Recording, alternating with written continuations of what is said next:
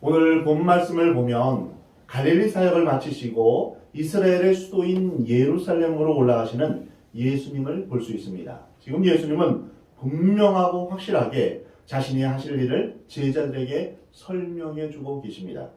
예수께서 예루살렘을 올라가려 하실 때 12제자를 따로 데리시고 길에서 이르시되 보라 우리가 예루살렘으로 올라가노니 인자가 대제사장들과 서기관들에게 넘겨지매 그들이 죽이기로 결의하고 이방인들에게 넘겨주어 그를 조롱하며 채찍질하며 십자가에 못 박히게 할 것이나 제3일에 살아나리라.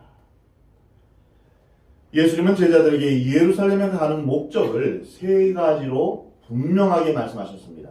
첫째는 대제사장들과 서기관들에 의해서 죽임을 당할 것이다. 두 번째는 죽임을 당하기 전에 이방인들의 손에 넘겨져서 능욕과 채찍질을 당하게 될 것이다. 그리고 세 번째는 십자가에 못 박혀 죽은 후에 3일 만에 다시 살아나게 될 것이다. 예수님은 고난과 십자가의 죽음과 부활을 말씀하신 것입니다. 예수님께서 이렇게 말씀하신 것은 지금이 처음이 아닙니다. 벌써 세 번째 말씀하신 것입니다. 근데 예수님의 제자들은 다 잊어버렸습니다. 사람들은 이상합니다. 중요한 것은 잘 잊어버립니다. 하나님의 말씀은 곧잘 잊어버립니다. 그리고 사람들이 자신을 비방한 내용이나 아니면은 기억하지 말아야 될 것들은 잘 기억합니다. 시시한 것은 열심히 기억합니다. 사람 사는 것도 그렇습니다. 중요한 이야기는 제대로 하지 못하고 살아갑니다. 쓸데없는 말들만 하고 삽니다. 인생을 봐도 그렇습니다. 죽을 때 헛살았다 이렇게 말하는 사람이 많이 있습니다. 다 불필요한 일에 바쁘고 열심을 내고 시간을 보내다가 죽음 앞에 섰을 때 내가 무엇을 위해 살았던가 이렇게 회의를 갖게 되는 것이 보통입니다. 예수님께서 제자들에게 너희는 나를 누구를 아느냐라고 물으셨을 때 베드로가 성령의 감동이 되어서 주는 그리스도시요 살아계신 하나님의 아들이십니다. 이렇게 고백했습니다. 예수님은 이 고백을 들으신 이후에 예루살렘에서 고난을 받으시고 죽임을 당하신 후에 3일 만에 살아날 것을 말씀하셨습니다. 이것이 바로 마태복음 16장에 기록된 말씀입니다. 두 번째는 마태복음 17장에서 똑같이 말씀하십니다. 갈릴리에서 예수님이 성령에 충만하여 기적과 이적을 베푸시며 말씀을 전하실 때 동일하게 예수님이 죽임을 당하시고 제3일에 살아나실 것을 말씀하셨습니다. 그리고 오늘 본 말씀이 세 번째로 고난과 죽음과 부활에 대해서 말씀하신 것입니다. 우리는 오늘 본 말씀에서 중요한 몇 가지 사실들을 배우게 됩니다. 첫 번째는 예수님은 자신이 어떻게 죽어야 할지를 분명히 알고 계셨습니다. 자신이 세상에 왜 왔는지를 정확하게 아셨던 것입니다. 예수님이 이 세상에 오신 것은 죽기 위해서입니다. 많은 사람들은 살기 위해서 여러 가지 일을 합니다. 잘 살기 위해서, 행복하고 성공하기 위해서 열심히 공부도 하고 열심히 일을 합니다. 그러나 예수님은 자신이 세상에 온 목적을 아셨습니다. 언제 죽어야 할지를 분명하게 하셨습니다. 갈릴리 사역에서 예수님의 인기는 하늘을 찌를 듯 했습니다. 죽은 자가 살아나고 병든 자가 일어나며 바다가 잠잠해지고 말씀을 들을 때마다 놀라운 역사들이 일어났습니다. 오병이어의 기적이 일어났습니다. 사람들이 구름대처럼 모였습니다. 박수갈채를 받고 있었습니다. 사람들이 예수님을 왕으로 삼으려고 했습니다. 그러나 예수님은 자기 때를 아시고 이제 갈릴리 사역을 마치시고 예루살렘으로 가시는 것이었습니다. 예수님은 자신의 목적을 분명하게 인식하고 계시는 것입니다. 예수님께서 공생애를 시작할 즈음 곧 요단강에서 세례를 받으실 때 성령이 비둘기처럼 임하셨습니다. 이후 예수님은 성령이 충만하여 귀신들을 내어 쫓으시며 병든 자를 낫게 하시며 하나님의 권능을 보여주셨습니다. 예수님은 남편이 5이나 있었던 불행하고 고독한 한 여인을 만나서 영원한 생명수 대신 자신을 알려주었습니다. 가늠하다 현장에서 붙잡힌 여자를 만나 율법의 돌멩이에서 건져주시고 나도 너를 정죄하지 아니하노니 가서 다시는 죄를 범하지 말라 말씀하셨습니다. 또한 어느 날은 수건을 허리에 두르시고 제자들의 발을 씻겨 주셨습니다. 그러나 이 모든 것들은 예수님의 삶의 한 과정이고 부분이었습니다. 그것이 목표가 아니었습니다. 그러면 예수님의 목표는 무엇이었습니까? 예수님의 삶의 본질, 사역의 본질은 무엇이었을까요? 바로 십자가에서 피 흘려 죽으시는 것입니다. 십자가에서 피를 흘려서 죄인들을 위한 영원한 속죄를 단번에 이루시는 것이 예수님의 목적이었습니다. 이것을 예수님은 한 번도 잊어버린 적이 없습니다. 그래서 가장 인기가 절정일 때 예수님은 예루살렘으로 발걸음을 옮기신 것입니다. 사람들의 모든 시선과 인기를 벗어버리고 제자들을 챙기기 시작하셨습니다. 그 전까지는 많은 대중들을 만나셨지만 이제는 대중을 상대하지 않으시고 소수의 제자들을 만나서 그들을 교훈하고 가르치십니다. 그렇다면 우리의 삶의 의미와 목표는 무엇이 되어야 할까요? 왜 우리가 이 세상에 태어났는지, 무엇하러 지금 여기에 와 있는지, 왜 결혼하고 왜 아이들을 키우고 있는지, 왜 내가 이런 일을 하고 있는지, 이것을 여러분 생각해 보셨습니까? 어떤 사람들은 자녀를 잘 키우는 것을 삶의 목표로 삼습니다. 그것은 중요한 목표를 향해 가다가 그만 딴 일에 빠져버린 사람과 같습니다. 결혼이 우리의 목표입니까? 자녀를 출세시키는 것이 삶의 목표입니까? 사업을 잘하는 것이 우리의 삶의 목표일까요? 아닙니다. 우리가 자녀를 키울 수 있고 사업을 할 수도 있고 또한 여러 직장에 다닐 수 있습니다. 그러나 그것이 우리의 삶의 목표는 아닙니다. 그것은 우리가 어떤 목표를 가기 위한 하나의 과정에 불과한 것입니다. 우리의 삶의 한 부분일 뿐입니다. 사람들이 삶의 의미와 목표를 잃어버린 채 현실에 안주하면서 살다 보면 삶을 하나의 운명처럼 받아들이게 되는 것입니다. 이게 다 팔자야 팔자. 어떻게 이렇게 장가가고 시집온 것도 팔자고 당신 만난 것도 다 운명이요. 내가 어찌 이 운명을 거슬릴 수 있겠소. 그러면서 체념하며 사는 것입니다. 그리고 자기는 그 운명에서 헤어날 수 없다. 이렇게 생각합니다. 어떤 사람은 인생을 철학적으로 생각합니다. 삶이라는 것은 무의미한 것이다. 하나의 허무다. 우리는 깊은 허무의 강을 건너고 있는 것이다. 이렇게 근본적인 허무와 무의미, 절망을 안고 사는 사람들이 있습니다. 하나님 없는 사람들은 삶은 하나의 우연이다. 하나의 본능이다. 우리는 육체라는 것을 부여받았기에 동물처럼 먹고 입고 자식 낳는 것이다. 그 이상도 그 이하도 아니다. 이렇게 삶을 규정하며 살아갑니다. 심지어 어떤 사람은 그저 죽지 못해 살아가는 사람도 있습니다. 삶의 의미와 목적을 잃어버렸기 때문입니다. 여러분은 지금 어떻게 살아가고 있습니까? 여러분의 삶을 운명이라고 생각하십니까? 허무라고 생각하십니까? 삶을 하나의 본능이라고 생각하며 사십니까? 아니면 내가 죽을 때 아멘, 할렐루야 할 수 있는 분명한 삶의 의미와 목표를 가지고 살아가고 계십니까? 오늘 본문 말씀을 보면 예수님은 자신이 이 세상에 와서 하나님의 아들로서 언제 어떻게 죽어야 하는지, 무엇을 위해 살아야 하는지 철저하게 인식하고 계셨습니다. 이와 같이 참된 그리스도인들은 자기를 위해서 사는 사람들이 아닙니다. 그런데 가만 보면 기도할 때 우리 자신이 무엇을 위해서 사는지 우리는 기도를 보면 딱 알 수 있습니다. 하나님 아버지라고 간절히 불러놓고 나에게 믿음을 주시고 나에게 건강을 주시고 나에게 성령 충만을 주시고 이렇게 기도합니다. 가만 들어보면 다 자기를 위한 것입니다. 물론 우리의 신앙의 초기 단계에서는 자기를 벗어날 수 없습니다. 그래서 믿음이 좋은 사람은 주여 이 민족을 구원하여 주옵소서 굉장히 거룩한 것 같습니다. 그래도 자기 민족을 벗어나지는 못합니다. 교회는 참 위험한 벽이 하나 있습니다.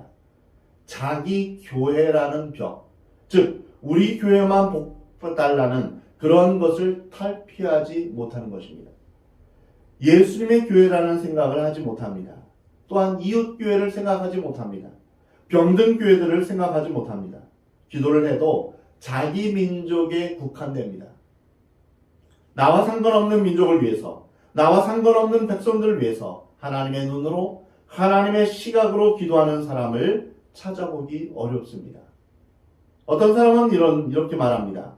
내 코가 석자인데 왜 남의 고통과 어려움까지 기도해야 되나요? 돌아보아야 되나요? 그러면서 해외 선교하는 것을 비판합니다. 국내에도 믿지 않는 사람들이 많은데 굳이 해외까지 나가야 되느냐? 이렇게 말합니다. 그러나 이것은 자기라는 이기적인 신앙 테두리를 못 벗어나는 것입니다. 나와 상관없는 사람, 나와 상관없는 민족을 위해서 자신의 삶을 헌신하고 삶의 목표를 하나님으로부터 받아서 사는 사람들이 그리 많지 않은 것을 보게 됩니다. 우리가 하나님의 사람이라면 하나님의 마음을 가져야 합니다. 우리가 하나님의 사람이라면 하나님의 시각으로 볼 수 있어야 됩니다.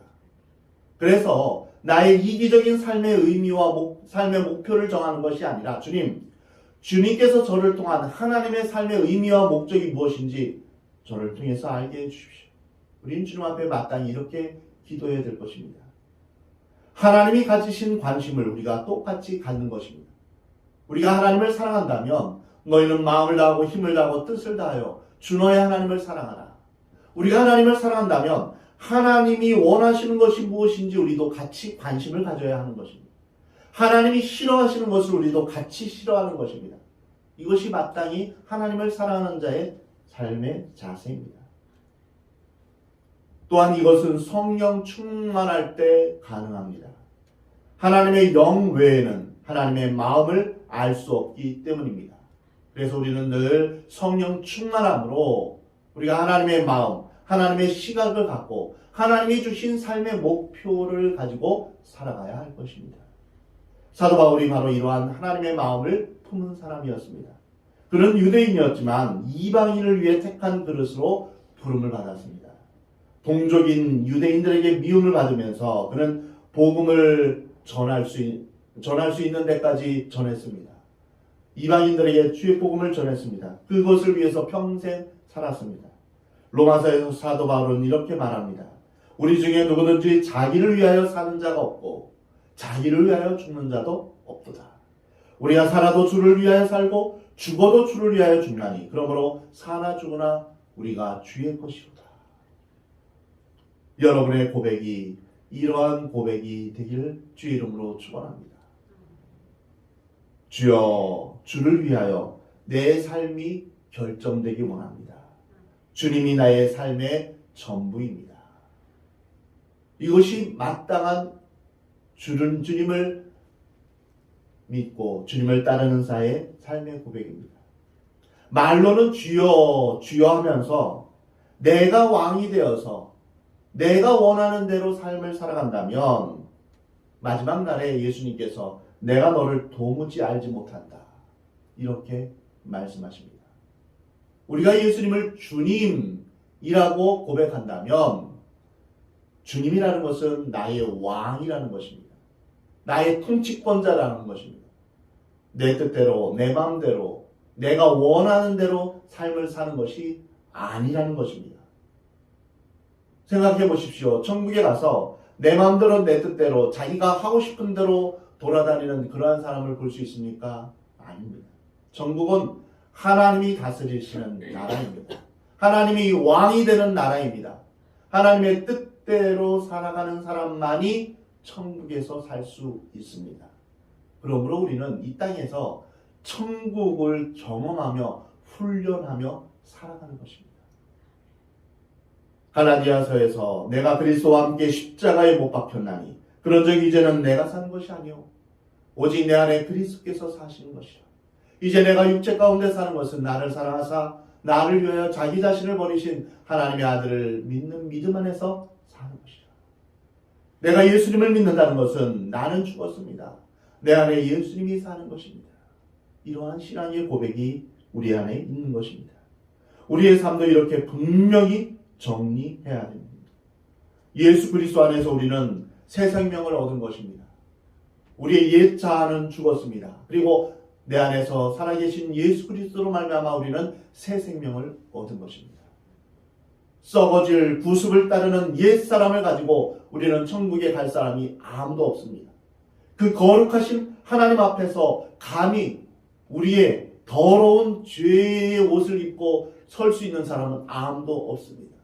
우리는 새롭게 변화를 받아야 됩니다. 새 사람을 입어야 됩니다. 그렇지 않고는 아무도 하나님을 뵐 수 없습니다. 내가 사는 것은 이제 내 안에 계신 예수 그리스도를 위해 살아가는 것입니다. 나의 결혼의 목적도 여기 있고 돈을 벌고 자녀를 키우는 목적도 여기에 있다. 내가 직장 생활을 하는 것도 여기에 목적이 있다. 이것이 우리의 고백이 되어야 됩니다. 예수님은 30세에 부름을 받고 성령의 기름을 받아 3년 동안 사역하셨습니다. 33세 때 하나님의 뜻을 확인하고 죽기로 결정하신 것입니다. 사람들의 칭찬과 인기와 박수갈채를 뒤로하고 조용히 죽음을 향해서 삶의 방향을 바꾸셨습니다. 그것이 예루살렘으로 올라가신 예수님의 첫 번째 메시지였습니다. 두 번째는 예수님은 예루살렘에 올라가시면 고난과 죽음이 기다리고 있다는 것을 아셨습니다. 고난과 죽음을 두려워하지 않으셨다는 것입니다. 누가복음 18장에 보면 한 가지 말이 더 첨가되었는데 이것이 바로 구약의 선지자들이 예언한 것의 응답이었다. 이렇게 말씀하십니다. 예루살렘으로 가시는 것은 구약 예언자들의 예언이 응답받는 시간인 것입니다. 이것은 예수님께서 혼자서 잠깐 생각해 보시고 결정하신 게 아니라 하나님의 놀라운 섭리요 계획이었던 것입니다. 메시아는 고난을 받아야 했습니다. 메시아는 죽어야 했습니다. 그리고 그 메시아는 다시 부활해야 했습니다. 그는 멸시를 받아서 사람들에게 버림받았으며 강고를 많이 겪었으며 질고를 아는 자라 마치 사람들이 그에게서 얼굴을 가리는 것 같이 멸시를 당하였고 우리도 그를 귀히 여기지 아니하였도다. 예수님 오시기 700년 전에 이사야 선지자가 예언한 말씀입니다. 사람들에게 멸시를 당하는 그러한 모습들. 지금도 예수님을 거부하는 사람들은 예수님을 향하여 주라고 고백하지 않고 예수님을 향하여 멸시합니다. 또 이사야 53장 7절에 이렇게 말씀하십니다.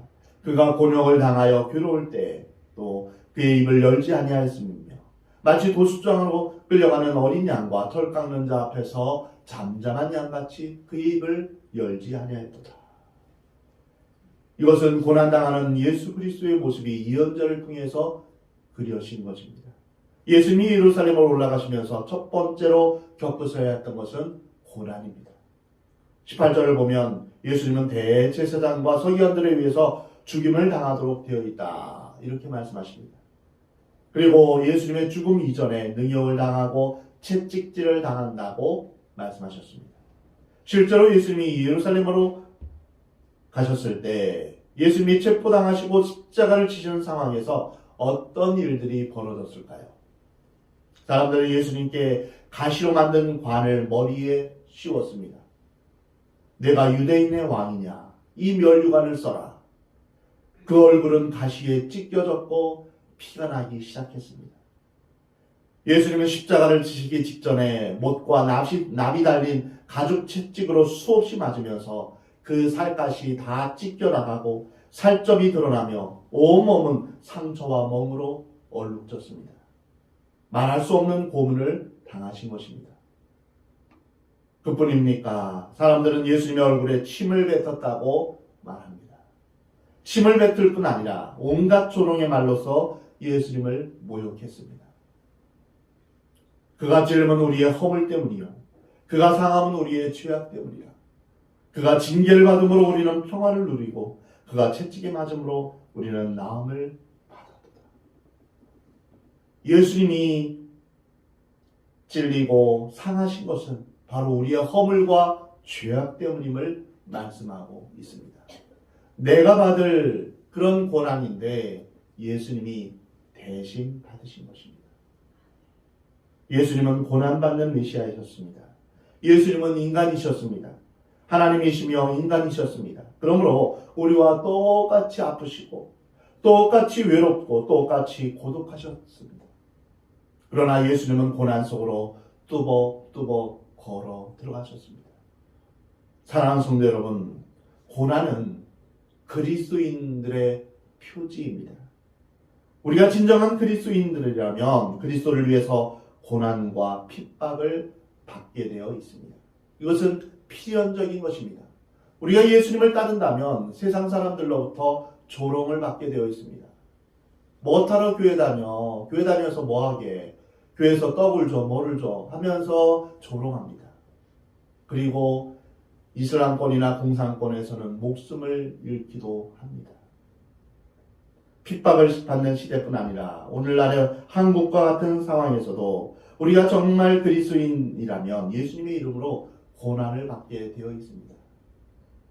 억울하게 누명을 쓰고 고난을 받을지라도 도살장에 끌려가는 양처럼 사는 것이 그리스도인들입니다. 털 깎는 자 앞에서 잠잠한 양처럼 사는 것이 그리스도인들입니다. 폭력에 맞서 반항하지 않고 대들지 않고 순종과 믿음으로 그 고난을 이겨서 사랑으로 정복하는 것입니다.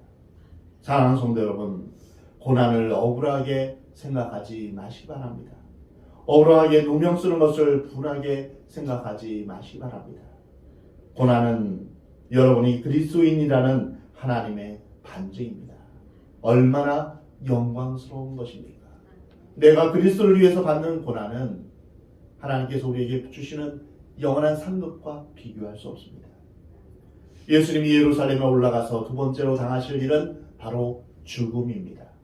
오늘 보면 18절 19절을 보면 대제사장들과 서기관들이 예수를 죽이기로 결심하고 이방인에게 넘겨줘 죽겠다라고 했습니다. 예수님은 나는 의인을 부르러 온 것이 아니오 죄인을 부르러 왔다라고 말씀하셨습니다. 인자가 온 것은 섬김을 받으려 하면 아니오 도리어 섬기려 하고 자기 목숨을 많은 사람의 대속물로 주려 함이라 말씀하셨습니다. 예수님이 이 세상에 오신 것은 처음부터 죽기 위해서입니다. 이것이 분명한 목표입니다. 죽기로 결심한 사람은 두려울 것이 없습니다. 살려고 하니까 문제가 있는 것입니다. 좀 더 잘 살려고 하니까 부정에도 눈을 감고 적당히 살아가는 것입니다. 죽기로 결심한 사람에게는 더 이상 그를 괴롭힐 사건이 없는 것입니다. 빌립보서를 보면 오히려 자기를 비워 종의 형체를 가지사 사람들과 같이 되셨고 사람의 모양으로 나타나서 자기를 낮추시고 죽기까지 복종하셨으니 곧 십자가에 죽으십니다. 예수님이 세상에 오신 참된 목적은 십자가에서 피를 흘림으로 말미암아 영원한 속죄를 단번에 이루시기 위한 것입니다. 예수 그리스도의 삶에는 갈등이 없었습니다. 주저함이 없었습니다. 정확한 때에 정확하게 행동하셨습니다. 세 번째로 예수님이 예루살렘에 올라가셔서 겪어야 할 일은 바로 부활이었습니다. 예수님이 죽으면 하나님께서 다시 부활시켜 주실 것을 확실히 믿으셨습니다. 고난과 죽음이라는 흑암 속에서 나타난 부활의 광채를 확신하셨던 것입니다. 고난, 죽음, 그리고 부활이 동시에 예수님의 마음 가운데 있었습니다. 예수님께서는 요한복음에서 나는 부활이요 생명이니 나를 믿는 자는 죽어도 살겠고 무릇 살아서 나를 믿는 자는 영원히 죽지 아니할 것이다 말씀하셨습니다. 여기서 예수님은 자신을 부활이요 생명이다 라고 말씀하십니다. 예수님의 믿음 속에는 이러한 부활의 믿음과 생명의 믿음이 있었습니다. 그 자신이 부활이시고 생명이었습니다. 십자가 너머에 있는 영광의 멸관과 승리를 우리에게 약속하셨습니다. 이런 부활의 믿음, 생명의 믿음을 가진 구약의 인물이 한 명 있었는데 바로 아브라함입니다. 히브리서 11장 17절에서 아브라함은 시험을 받을 때 믿음으로 이삭을 드렸으니 그는 약속들을 받은 자로 돼 그 외아들을 드렸느니라. 19절을 보면 이삭을 바친 사건을 히브리서 기자는 이렇게 해석합니다. 그가 하나님이 능히 이삭을 죽은 자 가운데서 다시 살리실 줄을 생각한지라. 아브라함에게는 부활의 믿음이 있었습니다. 하나님께서 이삭을 바치라 하실 때 하나님께서 죽은 자를 다시 살리실 것을 믿었기 때문에 자기 아들을 바치기로 결정한 것입니다. 아브라함이 이삭을 바치려는 순간 아브라함아, 아브라함아, 내가 내 믿음을 보았다. 내가 너를 위하여 어린 양을 준비해놓으라. 이것은 먼 훗날 독생자 예수 그리스도께서 하나님의 어린 양으로서 십자가에 못 박혀 죽으실 예표가 된 것입니다. 사도 바울은 이것을 가리켜 생각 가운데 현재의 고난은 장차 우리에게 나타날 영광과 비교할 수 없도다. 부활의 신앙이야말로 모든 믿음의 뿌리요 근원입니다. 우리가 지금 억울하게 고난을 당하고 혹 우리가 죽음을 당한다 할지라도 이것이 끝이 아니다. 우리에게는 부활이 있다. 이 믿음이 우리에게 소망인 것입니다. 부활의 신앙은 곧 생명의 신앙입니다. 부활의 신앙은 어떠한 고난과 죽음도 이길 수 있는 것입니다. 사망아, 너의 승리가 어디 있느냐? 사망아, 내가 쏘는 것이 어디 있느냐? 부활의 신앙은 죽음을 향해서 호통을 칠 수 있는 것입니다. 하나님께서 부활의 권세를 가지고 계시다는 사실, 그리고 예수님이 부활이라는 사실을 믿는 사람에게 이 세상의 고난은, 이 세상에서의 모든 죽음은 더 이상 의미가 없습니다. 세상의 죽음은 더 이상 위협이 되지 않습니다. 그러므로 그리스도인들은 죽음을 두려워하지 않는 것입니다. 우리는 삶의 의미와 목적을 분명하게 결정하는 사람이 되어야 합니다. 하나님을 위해 끊임없이 우리 자신을 치고 끊임없이 절제하며 끊임없이 경계해서 하나님께서 원하시는 방향으로 움직일 수 있어야 합니다. 이것이 십자가의 길입니다. 누구든지 예수님을 따르려면 자신을 부인하고 자기 십자가를 지고 예수님을 따르는 것입니다. 주님이 원하시는 때, 주님이 원하시는 방법으로 우리가 하나님 앞에 드려지는 산제물이 되는 것이 진정한 그리스도인의 삶입니다. 너희는 이 세대를 본받지 말고 오직 변화받아 마음을 새롭게 함으로 변화받아 하나님의 선하시고 기뻐하시고 온전하신 뜻이 무엇인지 분별하도다. 이것이 바로 하나님이 원하시는 거룩한 산 제사로 주님 앞에 드려지는 것입니다. 내 뜻이 아니라 나를 통하여서 하나님의 뜻이 이루어지기를 원하는 것입니다. 그래서 예수님은 주기도문에서 하나님의 나라가 임하는 것, 그리고 주의 이름이 높아지는 것을 먼저 기도하라고 우리에게 말씀하십니다. 마태복음 6장 33절에 너희는 먼저 그의 나라와 그의 의를 구하라. 그리하면 이 모든 것을 너희에게 더하여 주시리라. 우리가 주님을 위해서 얼마나 더 일할 수 있다고 생각하십니까? 이제 우리의 삶을 계수해야 될 때가 왔습니다. 잘 살면 70이요. 건강하면 80이라는 모세의 기도가 있습니다.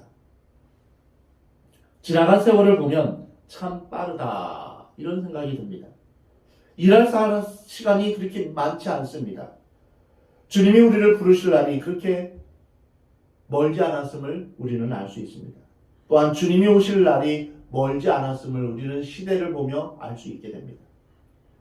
사랑하는 성도 여러분, 성령님이 여러분 마음 가운데 임하셔서 여러분이 하나님의 마음을 품을 수 있게 되기를 우리 하나님은 원하십니다. 그래서 여러분의 삶의 목표를 오늘 분명하게 결정하시기 바랍니다. 이전까지는 내가 내 이기심을 위해서, 나의 욕심을 위해서, 나만을 위해서 살았다면 이제는 하나님을 위해서, 하나님의 나라를 위해서, 하나님의 뜻을 분별하며 그 뜻대로 살아가기로 결단하는 여러분 되시기 바랍니다. 더 이상 나 자신을 위한 이기적인 동기에서 살지 마시기 바랍니다. 더 이상 방황하지 마시기 바랍니다. 삶의 과정에 빠져서 정작 진짜 중요한 삶의 목표를 놓치며 살아가지 마시기 바랍니다. 우리는 모두 주의 나라를 위해서, 주의 영광을 위해서 살아가야 될 존재입니다. 우리가 장차 영원한 하나님 나라에 갔을 때 내가 하나님의 인도하심 가운데 잘 살았다. 하나님이 원하시는 삶을 살았다. 이렇게 고백을 해야 되지 않겠습니까? 부끄러운 모습으로 우리가 주님 앞에서 나 자신만을 위해서 살았다는 그러한 고백을 우리가 해서는 안 되겠습니다. 여러분 모두 영광의 주님, 영원하신 주님을 위해서 살아가는 복된 인생이 되기를 우리 하나님은 원하십니다. 비록 고난의 길이라 할지라도, 좁은 길이라 할지라도, 생명의 주요 온 세상의 왕이신 우리 인생의 표대를 향하여서 믿음의 주요 또 온전케 하시는 예수 그리스도를 바라보며 살아가는 여러분 되시기 바랍니다. 예수님을 따라 살아감으로 인하여서 소망이 있는 복된 저와 여러분의 삶이 되기를 우리 하나님은 원하십니다.